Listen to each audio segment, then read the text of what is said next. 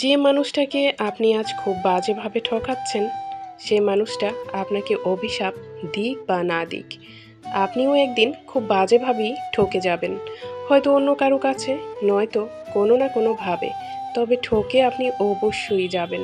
কারণ বাস্তবতা হচ্ছে, তার থেকে আপনার মুক্তি মিললেও তার রুহের হায় থেকে কখনোই আপনার মুক্তি মিলবে না।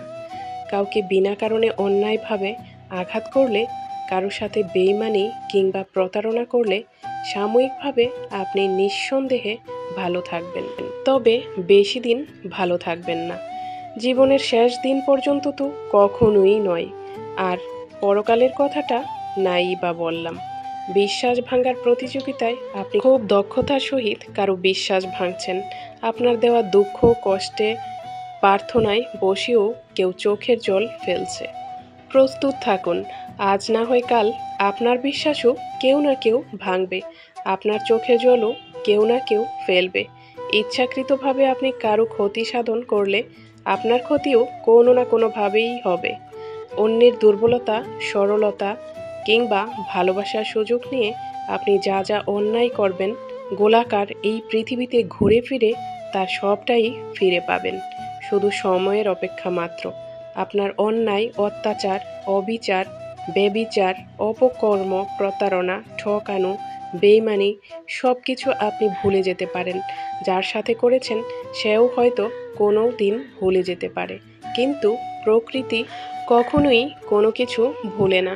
তাই আপনার কর্ম ভালো হোক বা মন্দ, প্রকৃতি আপনাকে সেভাবেই সবটা ফিরিয়ে দেবে। ভালো কর্ম করলে ভালো, আর মন্দ কর্ম করলে মন্দ, সে যাই হোক না কেন, তবে ফিরিয়ে আপনাকে অবশ্যই দিবে।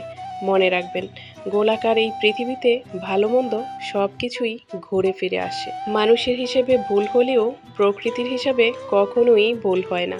প্রকৃতি তার নিজস্বতায় সব কিছুর হিসাব খুব সুশৃঙ্খলভাবেই রাখে। প্রকৃতি যে হিসাবে বড্ড পাকা, কর্মফল ভোগ না করিয়ে কখনোই কাউকে ছাড়ে না।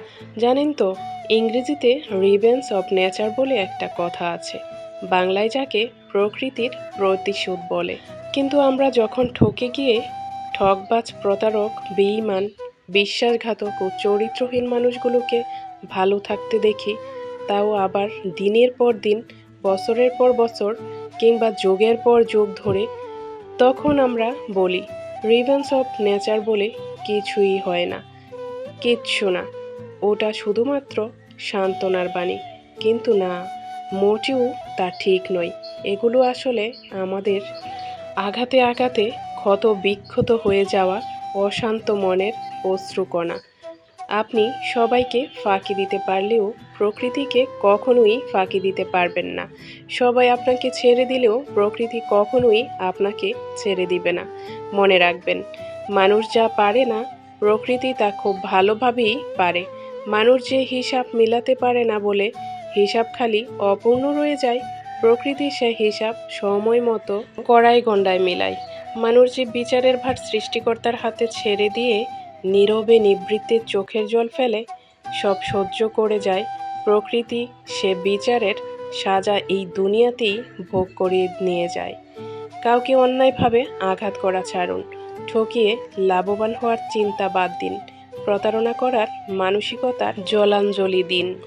জীবনে এমনভাবে বাঁচুন যেন আপনার দ্বারা কখনোই কারো ক্ষতি না হয়, আপনি যেন কখনো কারো দীর্ঘশ্বাসের কারণ না হন। জানেন তো, মানুষের দীর্ঘশ্বাস ভীষণ ভয়ঙ্কর। কারো দীর্ঘশ্বাসের কারণ হয়েছেন তো আপনার শাস্তি অনিবার্য। তাই জীবনে আর কাউকে পরোয়া করুন আর না করুন, সৃষ্টিকর্তাকে পরোয়া করুন। মনে রাখবেন, তিনি ছাড় দিলেও ছেড়ে দেন না কখনো।